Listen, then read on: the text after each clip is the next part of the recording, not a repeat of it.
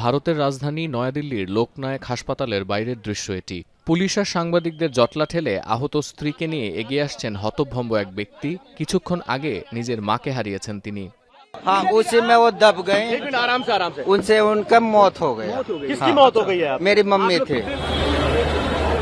পুণ্যার্থীদের ভিড়ে শনিবার সন্ধ্যা থেকেই নয়াদিল্লি স্টেশন ছিল কানায় কানায় পূর্ণ। প্ল্যাটফর্ম নম্বর 14 ও 15-তে বিশেষ দুটি ট্রেনের জন্য অপেক্ষা করছিলেন তারা। নয়াদিল্লি স্টেশন কর্তৃপক্ষ জানায়, ট্রেন আসতে দেরি করায় স্থানীয় সময় রাত 8টার দিকে যাত্রীদের মধ্যে উদ্বেগ সৃষ্টি হয়। শুরু হয় ধাক্কাধাক্কিও। ট্রেন বাতিল হয়ে গিয়েছে এমন গুজব ছড়িয়ে পড়ায় ভিড়ের মধ্যে দম বন্ধকর পরিস্থিতি তৈরি হয়েছিল বলেও অভিযোগ কোনো কোনো যাত্রীর। তবে ব্যবস্থাপনায় কোনো ত্রুটি ছিল এমন দাবি মানতে নারাজ উত্তর রেল কর্তৃপক্ষ।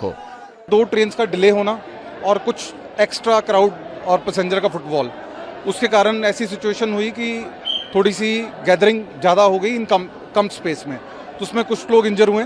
15 लोग तो आधिकारिक तौर पर मृत पाए गए हैं, उनको मृत स्थिति में ही लाया गया है। उनके परिवारों को सूचना भी पहुंचा दी गई है। तकरीबन उतने ही इंजर्ड लोग यहाँ पे मौजूद हैं।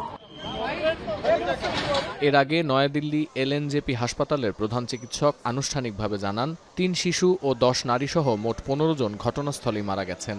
বাকি 3 জনের মৃত্যুর খবর নিশ্চিত করেছে লেডি হার্ডিং হাসপাতাল।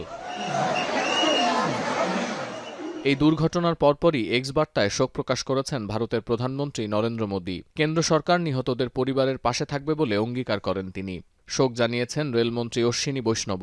দিয়েছেন উচ্চ পর্যায়ের তদন্তের নির্দেশ। এক্স হ্যান্ডেলে বিশেষ বার্তা দিয়েছেন প্রতিরক্ষামন্ত্রী রাজনাথ সিং ও দিল্লির লেফটেন্যান্ট গভর্নর। এছাড়া দুর্ঘটনার কারণ অনুসন্ধান করে জড়িতদের শাস্তির আওতায় আনতে মুখ্য সচিব ও পুলিশ কমিশনারকে নির্দেশ দিয়েছে রাজ্য প্রশাসন। এবার মহাকুম্ভ মেলা উপলক্ষে বিশেষ ট্রেনের ব্যবস্থা করা হলেও যাত্রীদের ভিড় ছিল মাত্রাতিরিক্ত। চলতি সপ্তাহের শুরুতে বিহারের মধুবনী স্টেশনে স্বতন্ত্র সেনানী এক্সপ্রেসের জানালা ভাঙচুর করেন ট্রেনে উঠতে না পারা যাত্রীরা। প্রতি 12 বছর পর পর আয়োজিত হয় এই মহাকুম্ভ মেলা। পৃথিবীর অন্যতম বড় ধর্মীয় সমাবেশ হিসেবেও পরিচিত এটি। মূলত প্রয়াগরাজ, হরিদ্বার, নাসিক ও উজ্জয়িনী এই 4 তীর্থস্থানে জড়ো হন ভক্তরা। এর আগে 29 জানুয়ারি মহাকুম্ভ মেলায় মৌনী অমাবস্যায় পবিত্র স্নান করতে গিয়ে পদদলিত হয়ে অন্তত 40 জনের মৃত্যু হয়। অব্যবস্থাপনা আর অগ্নিকাণ্ডে ভক্তদের তাঁবু পুড়ে যাওয়ার ঘটনায় আলোচিত এবারের মহাকুম্ভ মেলা শেষ হবে আগামী 26 ফেব্রুয়ারি। সতীর্থ কর্মকার, এখন বিশ্ব।